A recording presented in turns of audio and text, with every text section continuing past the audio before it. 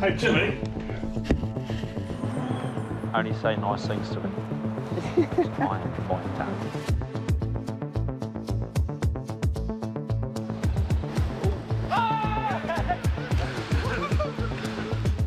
Arigato. I learned small Japanese phrases through watching anime.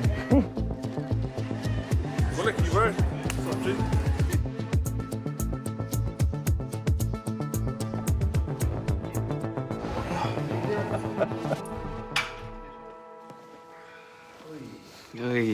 Hey, brother. What do you think people need to know about our 2022 season?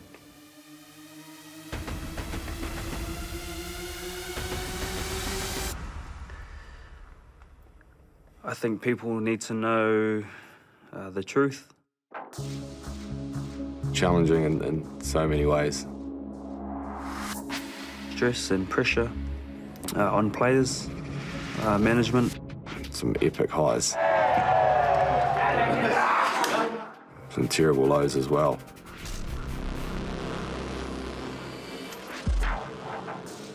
Yeah, our year was... It was a trip, man. It was a roller coaster. People had written us off. We came out the other side. There's a big legacy that comes with the All Blacks. And if you're not prepared to do what's required, that jersey will squeeze you, it'll crush you.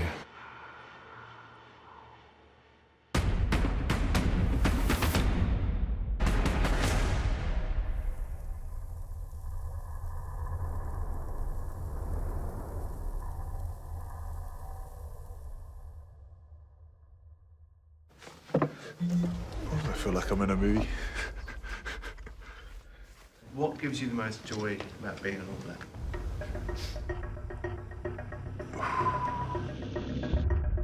I think I'm just, like, addicted to the pressure. Like, I'm addicted to running out, bro, and hearing the noise. While we play the game, it's to feel the crowd, it's to hear the crowd, it's to play the game, it's to win.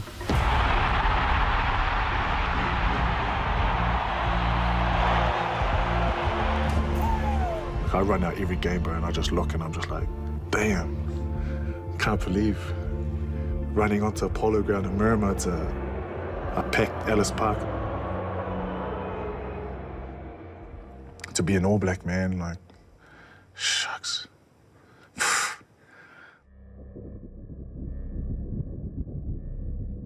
Fancy having a colour like black that defines you. Because the world wants bright. It loves beautiful, bright. But boy, do we see beauty in black. Black is deep, black is personal, black is special. And when you are operating in the dark and in the unknown and the black defining what you do, then anything can happen. That's crazy, man. Like, we used to live in next to Athletic Park. Obviously, we couldn't afford have Sky or whatever, or go to the game. So Dad always took us to the TAB and the pub. It was like R18, but because we were locals and Dad was always there, the lady always let us in, and me and George would just sit there with our peanuts. But we were like, obviously rich in love. Like, Mum and Dad did everything to make me and my brother the best that we could be. But we didn't have a car, so sometimes the games were like 2 hours out. Most of the time we were walking there. When you have nothing, bro, all you gotta do is use your imagination and create fun for yourselves, and that's what me and Jules did. When we walked home, we used to race cars. Get on your marks and we'll see a car coming, and we'll just bolt to a pole to try and beat it.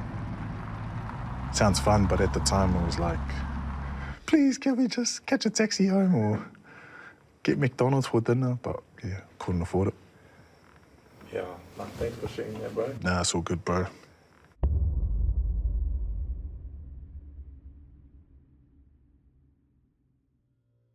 Let's go back to the Irish series. Yo. You okay? Yeah, man. Deep? Go, yeah. Get into it. Yeah, shucks.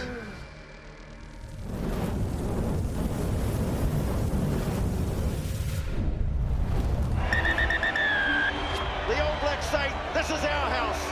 And they win it by 42-19. Ireland have beaten the All Blacks in New Zealand for the very first time.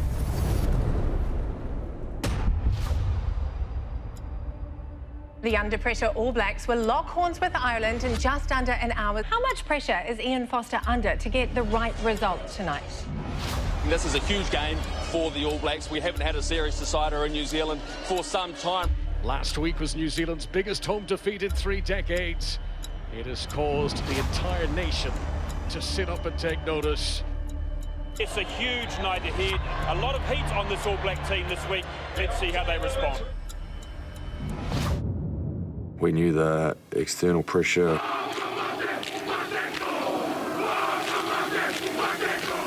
We badly wanted to beat the Irish at home.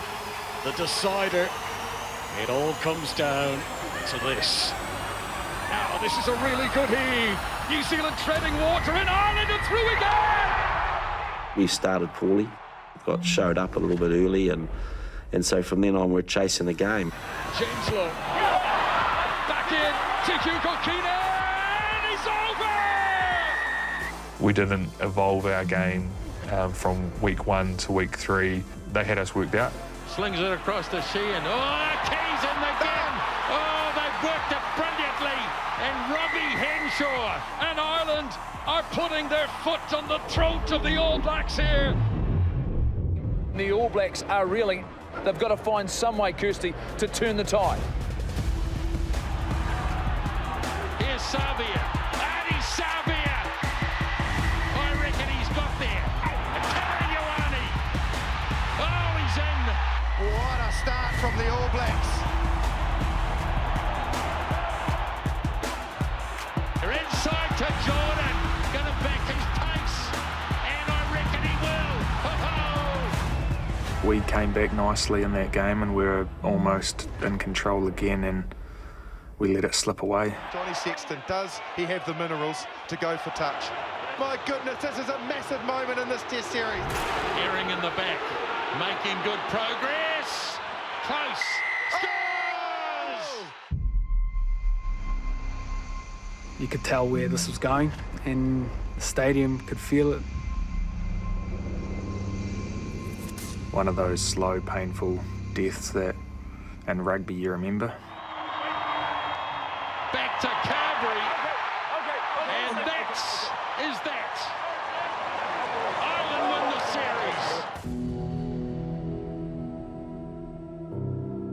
series. Losing that Irish series was tough, mate. It was, yeah.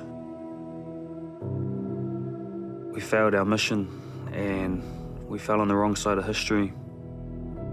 Man, we let the country down big time. We're extremely disappointed, gutted in fact. We had this expectation to win, like the All Blacks do, and we didn't. Pretty heartbreaking, mate. It's all our fans out there, you know, just apologise. For me at that time, like I was hurting, just in my heart. It was just probably the right thing to do was to apologise. I mean, it's not like someone's died, but it's probably the next worst thing. Back-to-back home defeats for the first time since 1998. The team's now lost 4 of their last 5 games. Ireland are now better than the All Blacks. There can be no argument about that. The noise around the All Blacks series loss to Ireland has been almost deafening. I don't know where we go from here, I don't know. There's cracks everywhere in this team and the way we play. Well, we just weren't good enough. Simple as that. All Blacks fans aren't used to losing, and lately there has been a lot of it. As an All Black, I hadn't been through that kind of adversity either. Not this amount. Last year was the worst it's ever been. Picked up my son from daycare, and even like the daycare teacher was like ripping into me. I was just like, I couldn't escape it. It's not easy, but it's not supposed to be either. The All Blacks have hit a new low, so deep in a hole they seem unable to find any way out. I mean, get rid of, you know, captain, coaching staff. I mean, it's just shameful, isn't it? The question being asked, is Ian Foster the right man to take the All Blacks to the Rugby World Cup? You know, you can't deny the fact that there's a lot of expectation on the team and on the All Black head coach. And so that that pressure does get personalised. I'm the type of person, like, when my brother feels pain, I feel the same pain. Oh, I don't even know how someone like Foz handled all that, you know? Still to this day. Different phone calls going on every day. There's a lot of moving parts going around in the background in terms of the coaches and what was going to happen going forward. You know, we'd just come off a tough Irish series and then we get 2 away games in South Africa. It was the first year the Rugby Championship had this mini tour type format.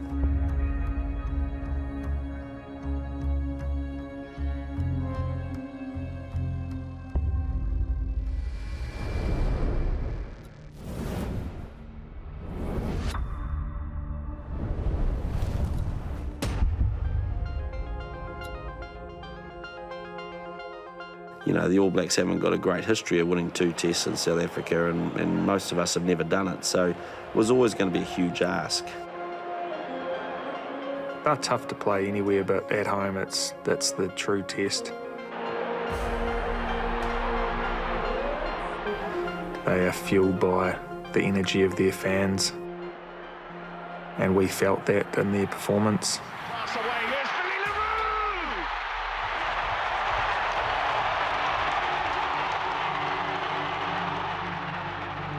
We'd trained really well, the players were owning their roles, and I thought we improved some areas.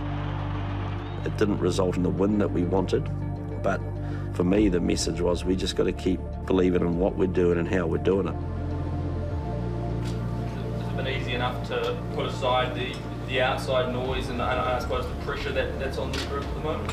You know, dropping 1 against South Africa is not unusual, so we just really want to get excited about our prep. And how have you personally handle the pressure and the noise? Well, I think I've already answered that. You asked me about the team, and I'm part of the team.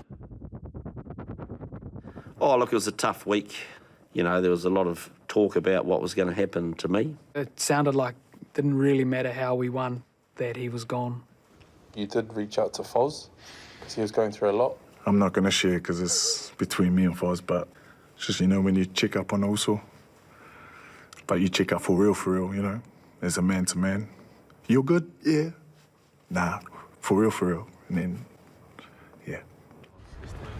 Well, I worked really, really hard to try to be the head coach the team needed me to be, but when I shut the door and went to my own room, it wasn't an easy week at all.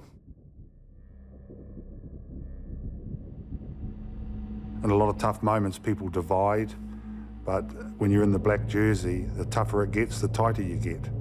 The more connected you get, the more difficult it is to be broken.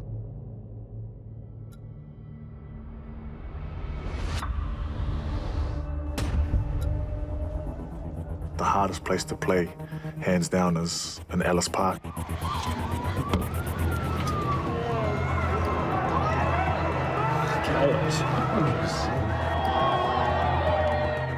As you're driving into the stadium, the streets are just lined with South African supporters. And they're just abusing you, giving you the bird, like the fingers, chucking cans, like spitting on the bus. Giving you that one. They genuinely want you to get hurt and not succeed, and to put it nicely. It is borderline hostile, isn't it? Really is.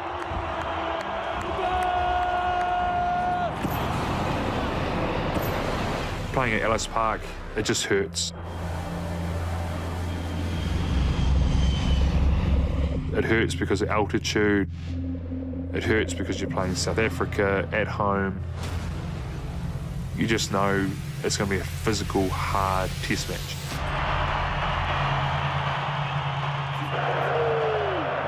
And then trying to do the haka there is out the gate because I can't hear a thing.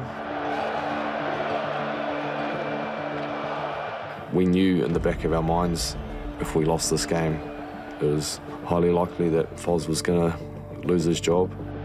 It was just like, we can do it, but it's going to be tough. Like, trench is tough. And it will be Richie Mo'unga to get us going at Ellis Park. Ellis Park for me was so special because of the situation they were in. We were playing for our coach's job. So again in possession, here's the cross kick, beautifully done. Vasavia with his pace. gets on the outside. Oh, Artie Savia! You know, I felt very much at peace in the game. I was probably geared up with that being my last test, and so I was determined to enjoy it. All Blacks' best start in their last 4 test matches. Can't stand up. Intercept. Peter stepped and toy. As All Blacks, it's our job to find a way. Geordie Barrett running him down. That's our job. That's the legacy as All Blacks, to go out there and find a way. Referee looks closely, and it's held up. Oh! Had to win. We had to win to be able to win the rugby championship. We had to win to save our coach. All Blacks asking some real questions of this defence. Popped away for Jordan. Will Jordan gives the pass off, and the skipper has scored. Sam Kane's in. You won't see any better. You will not see any better than that. The Springboks are battling the fitness. They've already made one change. Aaron Smith, boy, a try here would be what the doctor ordered. I was going, just do your job, work your ass off. Having another crack. He's in. Tokiaho scores. Try number 2. And it's 15 points to 0. Boy, what a week to make. Willemse, Pollard, here is Billy LaRue, and finds Lukanyawa. Gets past Caleb Clark. A brilliant All Black performance for 35 minutes, but the Springboks have come roaring back. Half time you feel like you've played a game. Because it's at altitude, you can't breathe. And then, oh yeah, guess what, you're playing 120 kg South Africans who want to rip your head off, so you're okay, stay calm. All Blacks' staunch defence. They've only given up 1 try so far in this game. You know, it was up and down. You know, when we were leading, we let them back in.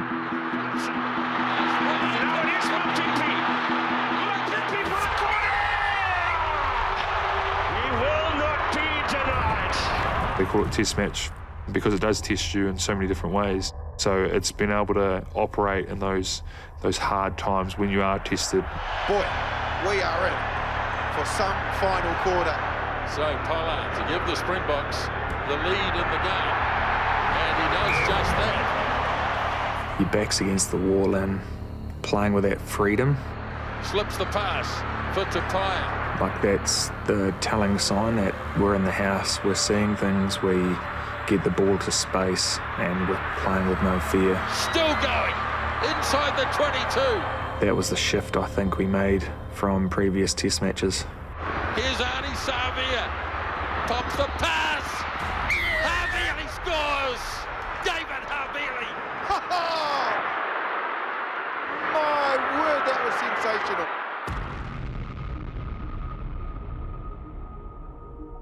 Bro, this is nothing like I've ever experienced. It's almost felt like you were in some dramatic film.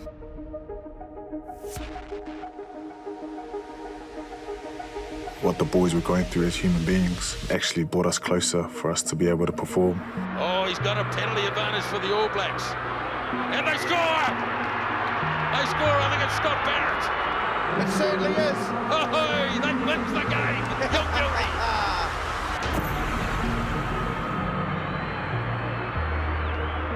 The way that we responded in Ellis Park, like, you can't get much better than that. Just so pumped, so relieved. Yeah, I cried straight after, and I embraced Sam Cane. I remember that hug that Nug's talking about, like, yeah, just heartfelt, you know, like, yeah, there's plenty of those hugs going around. You know, you seen Sammy Cane, like, he never tears up, you know, for just how much it meant to the group that we could get the win. Incredible, mate. So proud of this group. It's been tough to get here, but it's a good step in the right direction. It's one of the highlight test matches in my career. We had just like weathered the storm. If we can go through that storm together, we can go through anything. The last few weeks that we've had as a team, you know, have been really difficult, and, you know, today the boys stuck at it, and we got it done at one of the hardest places to play rugby in. Like, it was a statement to beat the Boks at Ellis Park. That was just to restore some pride. I don't even know if there were tears at the World Cup final in 15 when we won, but it's just where we were at. There were jobs on the line, and we didn't know what was going to happen. So all we could control was performing for one another at Ellis Park and making a statement that night. That was tough, man. Felt pretty emotional, eh? I was just happy we did it for the brothers and Foz. But in 2 weeks' time, do you expect to be the All Blacks coach against Argentina? I've got no idea, so I'm just going to enjoy tonight. And I was just being honest, I didn't know what the answer was, you know. And I've got to respect the fact that there's people there making decisions and that's their job. I kind of felt, okay, not a bad way to go. I actually went back to the shed and just sat there by myself, had a few tears. Oh, yeah? Feels good. It's not done yet, it's just one game, but it's a start. Yeah, it was quite a weird one to have like the high of that test match, then to go in the sheds. Yeah, you're enjoying it. But like for some of us, we knew what was going on behind the scenes too. People were out for our throats, really, and they were out for our coach's head, and it was brutal. Yeah, I just wanted to make it public, like all the things that us players don't like them and that, well, I'm going to shut that door. A fair bit went down between the game and flying home.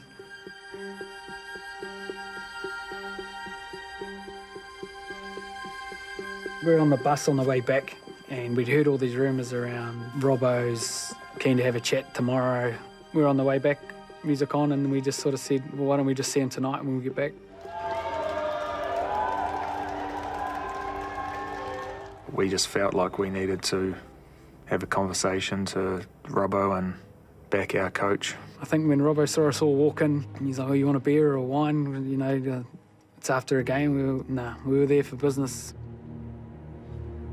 Each one of us just shared what we thought was happening in the team, what we thought of Foz, what we thought as leaders. Big Dog took that feedback in, and yeah, you can get people's opinions, but you look at his fruit, and his fruit's us, the players, and we're the ones that are saying he's a great coach.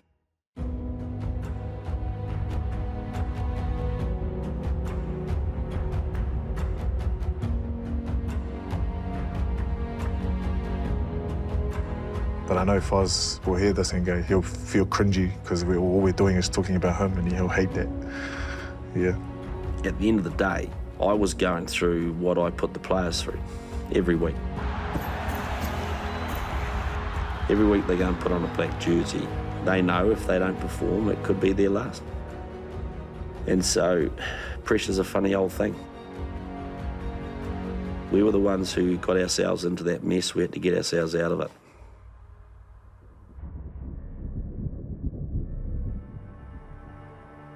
Loyalty is deep. It's not one big single silver bullet. It's hundreds of small things done day by day, drip by drip, into this bucket of black. That when it actually pours onto the jersey, that pigment of loyalty inside that black becomes very, very powerful.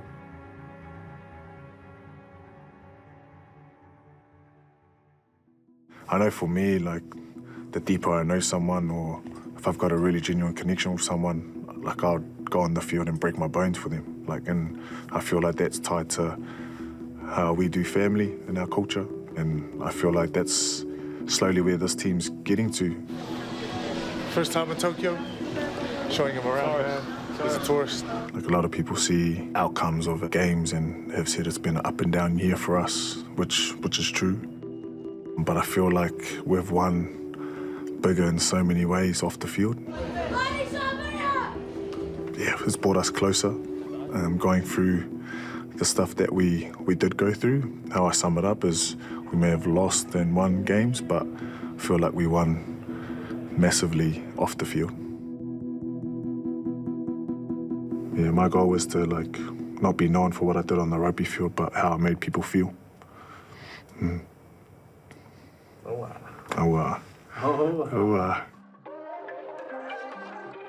know, growing up in New Zealand, we all have a sense of, whether it's ownership or a piece of knowing what it takes to be an All Black and what the people that are wearing that jersey should do. And you sort of know that when you come in, and the last thing you want to do is let that down. You know, if you do, people will tell you about it, which is a great thing. It can be quite tough, but it's the thing that keeps us striving to be the best.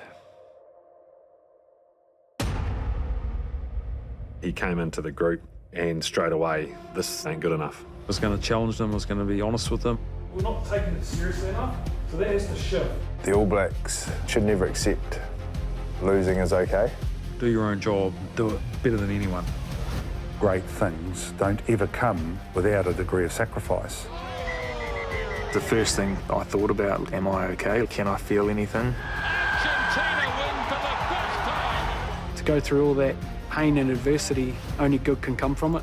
The moment it stops hurting is the moment it doesn't mean as much. And when it doesn't mean as much, there's no way you're going to find that desire to be the best. Brothers on 3, eh? 1, 2, 3! Brothers!